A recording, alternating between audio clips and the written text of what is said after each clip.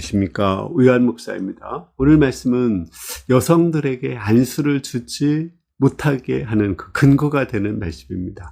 과연 여성들에게 안수를 주는 것이 옳을까요? 옳지 않을까요? 오늘 말씀을 생각하면서 여성의 안수 문제에 대해서 생각해 보겠습니다. 오늘 말씀은 고린도전서 14장 33절에서 40절까지입니다. 모든 성도가 교회에서 함과 같이 여자는 교회에서 잠잠하라. 그들에게 말하는 것을 허락함이 없나니 율법에 이른 것 같이 오직 복종할 것이요. 만일 무엇을 배우려거든 집에서 자기 남편에게 물을지니 여자가 교회에서 말하는 것은 부끄러운 것이라. 하나님의 말씀이 너희로부터 난 것이냐 또는 너희에게만 임한 것이냐. 만일 누구든지 자기를 선지자나 혹은 신령한 자로 생각하거든 내가 너희에게 편지하는 이 글이 주의 명령인 줄 알라. 만일 누구든지 알지 못하면 그는 알지 못하는 자니라. 그런즉 내 형제들아 예언하기를 사모하며 방언하기를 금하지 말라. 모든 것을 품위 있게 하고 질서 있게 하라.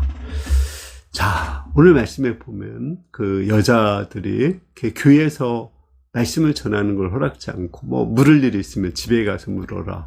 이런 말씀이죠. 또 디모데서에도 보면은 여자들이 남자를 가르치는 것을 허락지 않는다. 따라서 여자에게 안수를 해서는 안 된다. 이렇게 주장을 하는 것입니다. 그러나 저는 그 의견에 대해서 반대를 합니다.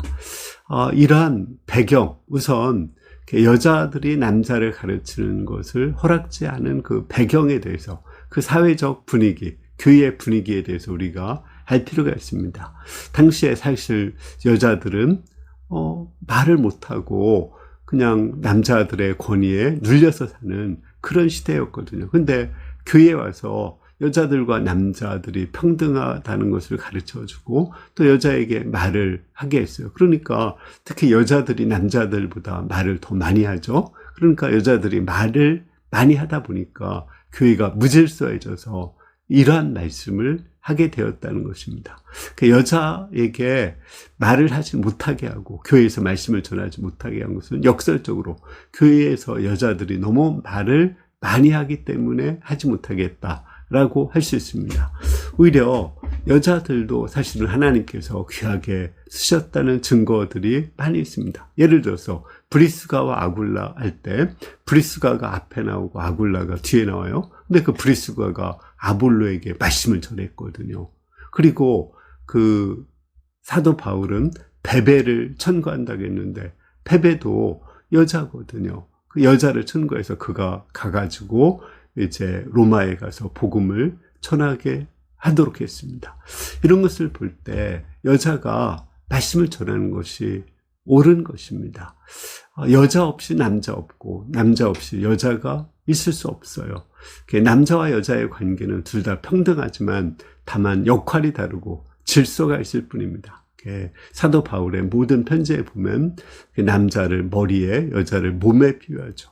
머리 없는 몸은 있을 수 없고 몸이 없는 머리도 있을 수 없습니다. 마찬가지로 몸과 머리가 한 몸이 되듯이 머리와 몸이 한 몸이 되듯이 그렇게 남자와 여자가 서로 연합하고 동역해서 하나의 교회를 만들어가는 것입니다.